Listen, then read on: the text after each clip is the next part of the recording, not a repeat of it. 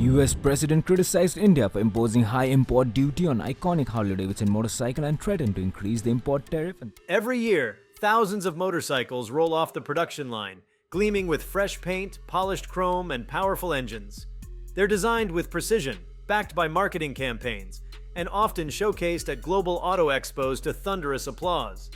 Yet despite all this effort, many of these motorcycles end up collecting dust in showrooms, failing to capture the interest of buyers. What's worse, some of them carry legendary brand names, symbols of status and engineering mastery. The truth is unsettling. Certain motorcycles are almost destined never to sell, and the reasons why are far more complex than simply poor performance or unattractive design. Before we start, smash the like and subscribe buttons for more updates. To understand why some motorcycles fail to sell, one must start by confronting a harsh reality. Brand reputation alone isn't enough.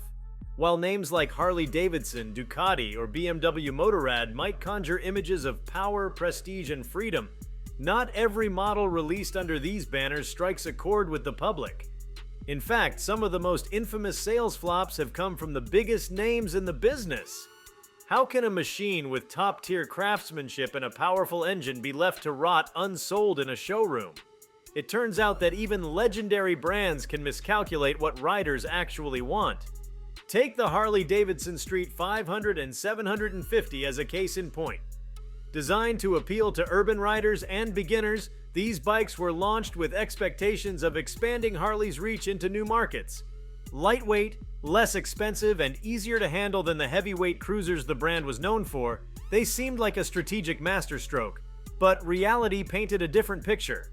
Purists rejected them, viewing the smaller engines and pared-down styling as a betrayal of Harley's proud heritage. Newcomers weren't convinced either, often opting for Japanese alternatives that offered better value for money and a more refined riding experience. The Street Series became a symbol not of bold innovation, but of identity crisis, a misfire that the market rejected. Then there's the issue of timing. A motorcycle that might have been revolutionary 5 years earlier can feel outdated or irrelevant today. The Honda DN01 is a textbook example. Marketed as a crossover between a cruiser and a scooter, it was equipped with an automatic transmission and futuristic styling. On paper, it was an engineering marvel. But when it launched in the late 2000s, the market wasn't ready for a hybrid that didn't clearly define itself. Hardcore bikers sneered at its scooter DNA, and casual riders balked at its premium price. The DN01 sat awkwardly in a no man's land. Too weird for the masses, too tame for the adrenaline junkies. Despite Honda's pedigree and innovation, it quietly disappeared into obscurity, rarely seen on roads or resale markets. Styling is another pitfall that can doom a motorcycle before its engine ever roars to life. Riders form emotional connections with the look of their machines. A motorcycle is as much a statement of identity as it is a mode of transport. When designers miss that mark, even powerful, well-performing bikes can languish unsold. The Victory Vision, built by Polaris to challenge Harley-Davidson's dominance in the touring segment, offers a prime example. While mechanically sound and even praised for its smooth ride and modern features, the Vision's futuristic, spaceship-like design turned off traditionalists. It defied the classic American touring bike aesthetic in favor of something far more avant-garde. Unfortunately, that gamble didn't pay off. Riders who wanted luxury still leaned toward Gold Wings or Electra Glides, while those open to innovation opted for European brands. The Vision found itself in a blind spot of the market, a bold move punished by an audience not ready for such dramatic flair. Then there are the motorcycles that fall victim to their own ambition. Some bikes try to be everything to everyone and end up pleasing no one. The Yamaha GTS 1000 is one of the most infamous examples. It introduced radical technology for its time: single-sided swing arm, ABS, fuel injection, and even a rad front suspension system. A concept straight from the pages of science fiction. But it came with a heavy price tag and a weight that made it cumbersome for the sport tourer segment it targeted. Riders looking for speed found it sluggish, and touring enthusiasts found it overcomplicated. Its pioneering features, instead of being a selling point, became liabilities. Technological innovation doesn't always align with what the market wants or is willing to adopt. The GTS 1000, though ahead of its time in many ways, suffered because of that very reason. Another overlooked factor in motorcycles that never sell is ergonomics. Comfort may not be glamorous, but it can make or break a riding experience. A motorcycle can have the finest engine, a top-tier suspension, and aggressive styling. But if it cramps the rider's legs, strains their back, or rattles their hands with poorly managed vibrations, it will be left behind. The Buell 1125R, Eric Buell's high-performance sport bike powered by a Rotax engine, suffered in this arena. It had the specs to compete with established sport bikes, yet riders criticized its awkward ergonomics and heat management. Heat would blast the rider's legs during warmer months, and its unconventional design, although innovative, felt off-putting to traditional sport bike enthusiasts. Combine that with limited dealer networks and lack of long-term support, and it was a perfect storm of failure. One cannot ignore the role of price. A motorcycle priced even slightly out of sync with its perceived value can sink faster than an anchor. Motorcycles like the Confederate Hellcat Now Combat motors were hyped as luxury performance bikes with price tags to match. Yet even affluent riders balked at spending over $50,000 on a motorcycle with an unproven reputation, when they could buy two fully equipped Harleys or Ducatis for the same price. The Hellcat's exclusivity became a barrier rather than a badge of honor. Similarly, the BMW K1200LT struggled against the Honda Goldwing in the luxury touring market, not because it was a bad bike, it had loads of features, but because its price and identity never fully justified the leap from trusted competitors. When a customer spends that kind of money, they want a guarantee of experience, heritage, and support, not just engineering ambition. Global market dynamics also play a crucial role. What sells in one country might be a complete dud in another. Motorcycles like the Suzuki B-King, with its intimidating design and detuned Hayabusa engine, were designed to cater to Western thrill seekers.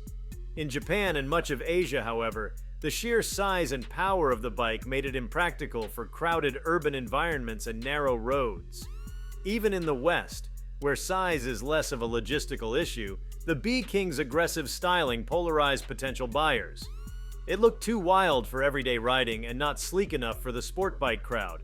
As a result, it never found its niche, a Frankenstein's monster of performance and aggression that nobody truly needed. A more subtle but equally damaging problem comes from identity confusion.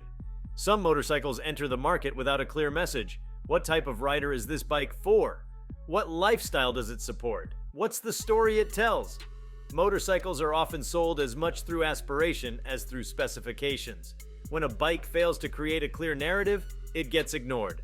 The Moto Guzzi Stelvio tried to break into the adventure bike segment dominated by the BMW GS series. It had the credentials, the rugged look, and a dedicated fan base. But its branding was scattered and its performance slightly underwhelming for hardcore adventurers. Without a clear reason to choose it over a GS or a KTM, it faded into the background, respected but rarely desired. Then, there are the bikes that never should have made it to market in the first place. Machines built without listening to the needs or desires of the riding community. These are often the result of internal corporate ambitions disconnected from reality.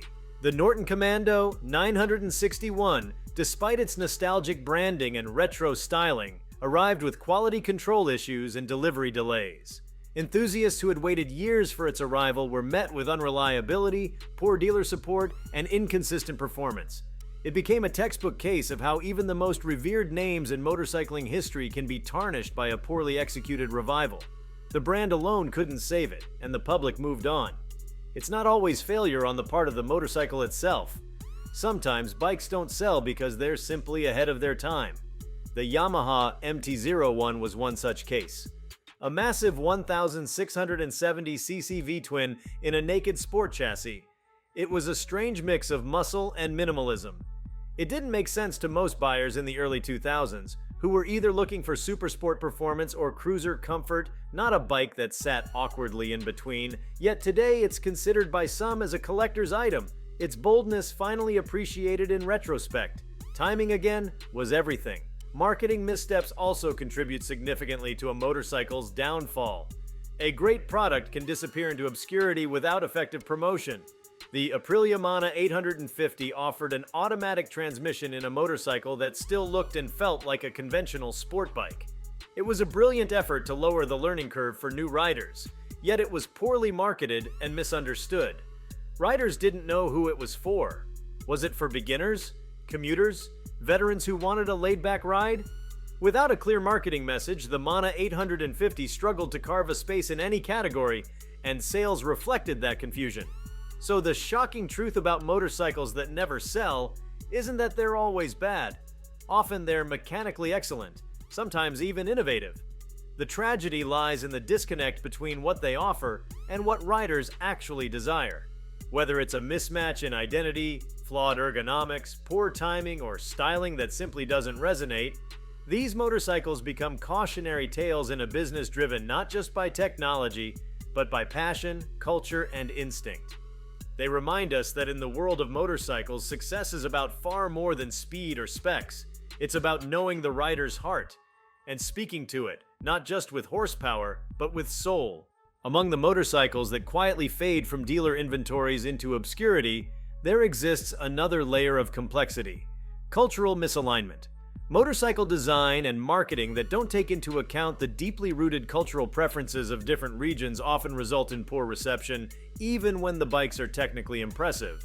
Consider the case of the BMW R1200C, which made an iconic appearance in a James Bond film, clearly positioned to capitalize on the cruiser segment dominated by American brands. It boasted BMW's engineering prowess and an unmistakable boxer engine. But the design, part Art Deco, part industrial oddity, was jarring to those accustomed to the classic cruiser lines of Harley-Davidson or Indian. It was too European in style, and it lacked the throaty growl or low-slung bravado that cruiser enthusiasts crave. The R1200C was never a bad bike. It just never found a cultural home. Another often overlooked factor is the psychological impact of resale value and long-term ownership perception. Motorcycles like the Hyosung GT 650 or Aquila cruisers tried to undercut big players with aggressive pricing and reasonable performance. On paper, they competed with mid-range Japanese motorcycles. But riders consider the full life cycle of a motorcycle: servicing availability, depreciation, parts replacement, and eventual resale. With uncertain brand longevity and minimal dealer support in many countries, bikes like the Hyosung were seen as risky investments. A motorcycle that feels like a liability the moment it leaves the lot will always struggle to sell, no matter how good the test ride feels. Environmental perception also plays an increasingly important role in motorcycle sales. Models that seem out of step with shifting societal values can be blacklisted by environmentally conscious buyers. The resurgence of interest in electric and hybrid transport has begun to shape how certain gas-powered bikes are viewed. Massive fuel-guzzling machines like the Boss Hoss, a literal V8 engine stuffed into a motorcycle, are engineering marvels. But in today's climate-conscious landscape, they're almost parodies of excess. They may draw crowds at custom shows, but the pool of serious buyers is shrinking fast. The irony is that as motorcycle companies pivot towards sustainability, bikes like these become relics of a past era that many would rather move beyond. Technical complexity without clear payoff is another trap. Riders are not mechanics, and while some enjoy tinkering, most want reliable, user-friendly machines. The KTM 1190 Adventure was an aggressive, capable adventure tourer with advanced rider aids, but it gained a reputation for finicky electronics and maintenance-intensive ownership. Riders began sharing stories about software glitches and mysterious sensor failures. In the adventure market, where reliability in remote areas is crucial, such narratives spread fast. A motorcycle may be a technical masterpiece on paper, but if it behaves unpredictably in the real world, word of mouth can be its death sentence. Trust matters more than spec sheets. Dealer experience plays a larger role than most manufacturers acknowledge.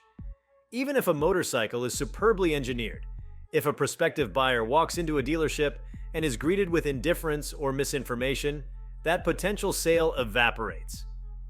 Bikes like the MV Agusta Brutal 675 were praised by journalists for their performance and design, but were notoriously difficult to support in regions with limited dealer networks.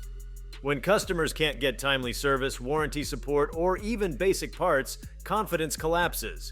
The product becomes a gamble, and few motorcyclists are willing to bet thousands of dollars on unreliable aftercare. This is especially true in emerging markets where reputation spreads rapidly through social media and riding groups. There's also a persistent issue with motorcycles that try to chase trends rather than set them.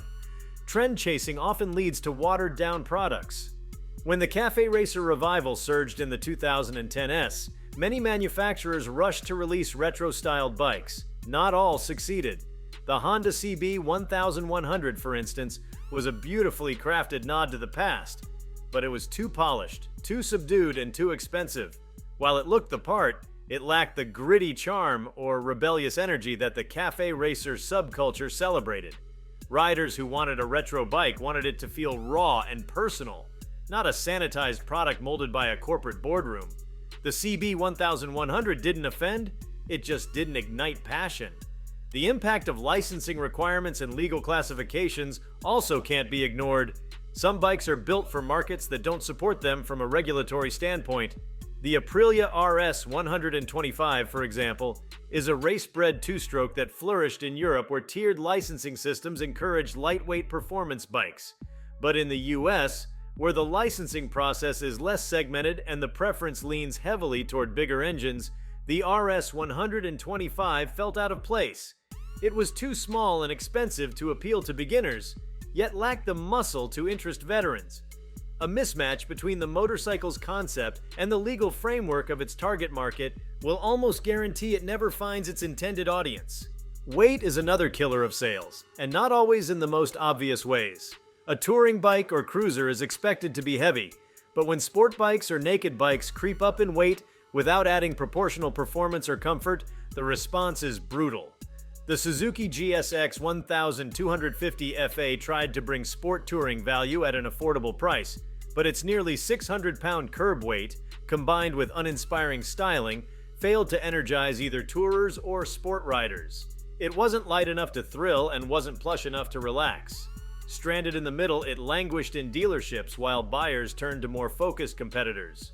Even motorcycles with a loyal niche following can experience mass rejection due to lack of visual identity.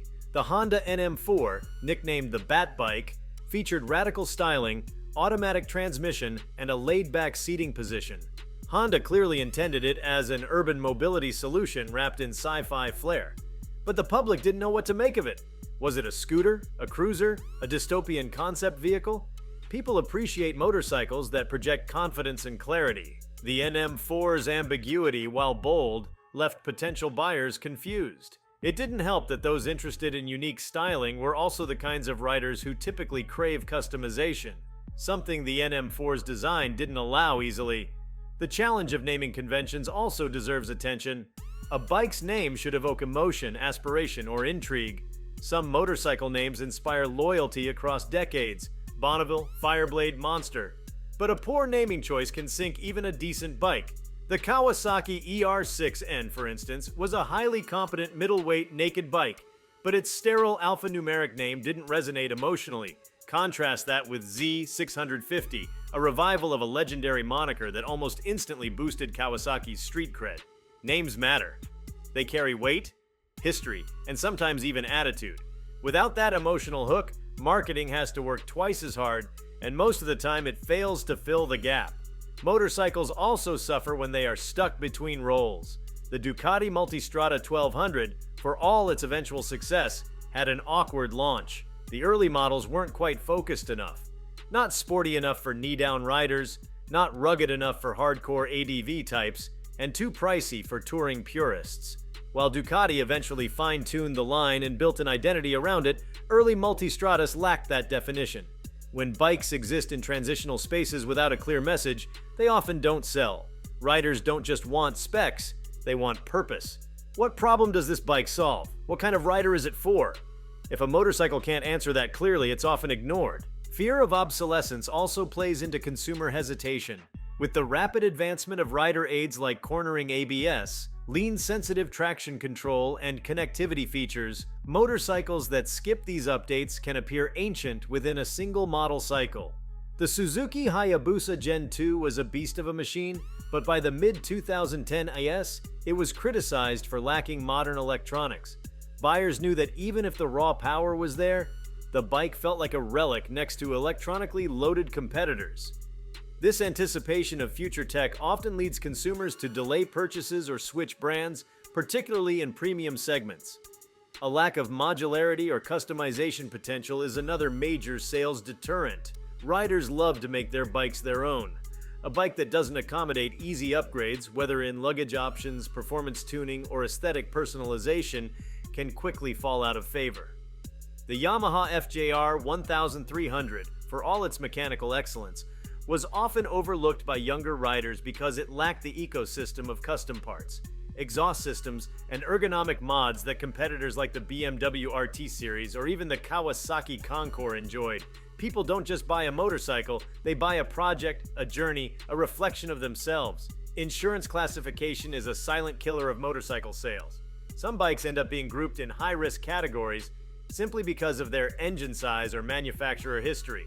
The Triumph Daytona 955 I suffered from this in some markets. Despite being less aggressive than modern 1000cc superbikes, its insurance premiums were steep for younger riders. Insurance companies can heavily influence buying decisions, especially in urban areas or among riders under 30. A powerful bike that's penalized due to statistical generalization, rather than its real-world behavior, can rot on the showroom floor not because it's unwanted, but because it's unaffordable after the sticker price. The emotional landscape of motorcycling is also volatile. A bike that enters the market during a period of economic downturn, political instability, or social shift often becomes a casualty of timing rather than design. The Buell Ulysses, one of the most misunderstood ADV bikes of its time, launched just as the adventure segment was still defining itself. Had it appeared 5 years later, with a better dealer network and social media buzz behind it, its unique characteristics might have turned into cult appeal. Instead, it arrived too early, during Harley-Davidson's awkward ownership of Buell, and disappeared before the world was ready to appreciate it. Even geographic logistics can hurt a bike's success. Some manufacturers focus so heavily on their home markets that they overlook critical adaptations for other regions. Seat height, heat management, fuel range, and even tire types need to be adjusted for global relevance. A motorcycle designed for European roads may fail miserably on rough Indian terrain or the long desert highways of Australia.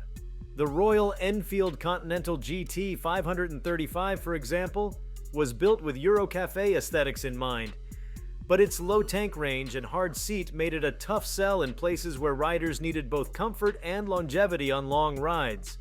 A global motorcycle must feel local wherever it goes. And then there's the cruel impact of comparison.